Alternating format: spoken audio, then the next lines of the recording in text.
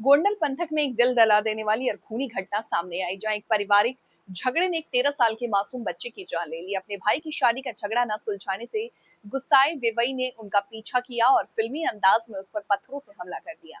इस हमले में बाइक के पीछे बैठे 13 साल के मासूम बच्चे के सिर में पत्थर लगने से उसकी दर्दनाक मौत हो गई। ये घटना गोंडल के केशवाला वासवद रोड पर हुई। पारिवारिक झगड़े में एक मासूम बच्चे की जान चली गई, जिससे पूरे पंथक में अफरा तफरी मच गई।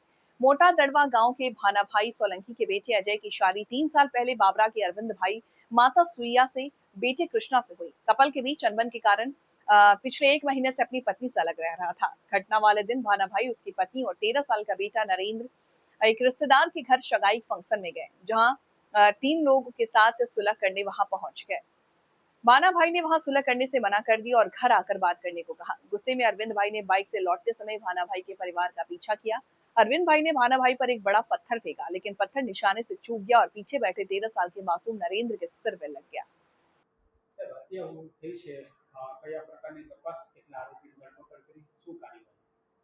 गए तारीख 8/6/2026 रोज दोपहर को फरियादी बानाभाई करशनभाई सोलंकी रहे मोटा दड़वा गाम गोंडल तालुका पत्नी અને દીકરો નરેન્દ્ર ઉંમર 13 વર્ષ સાથે કેશવાલા ગામ ગોંડલ તાલુકાની ભૂપતભાઈ ભાગુભાઈ વાઘેલાના દીકરા સગાઈ માટે ગયેલ હોય।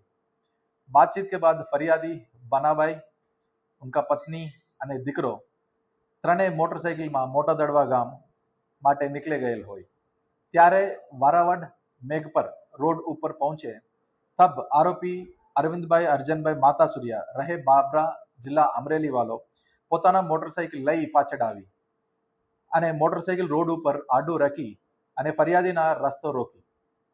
ફરિયાદી નીકળવા જતા આરોપીએ ફરિયાદીના દીકરાને માથા પર મારી નાખવાના ઈરાદેથી જોરથી પથ્થરનો ઘા મારી દઈ માતાના ગંભીર ઈજા કરી અને ફરિયાદીના દીકરા નરેન્દ્રનું મોત નિપજાવેલ છે। આ બનાવ અંગે આટકોટ પોલીસ સ્ટેશન ખાતે મર્ડર કા ગુના રજીસ્ટર કરી અને આ કામે ના ફરિયાદીને 4 આરોપીઓના નામ આપેલ હોય, જે તમામ આરોપીઓને પોલીસ હ્યુમન અને ટેકનિકલ રિસોર્સિસ ઉપયોગ કરે આરોપીનો શોધખોળ કરી। બનાવ का पूछताछ करने पर एक आरोपी अरविंदभाई अर्जनभाई मातासुरिया ने पुलिस ने अटक करवामां आवेल छे અને अन्य आरोपी का पूछताछ अभी चालू है।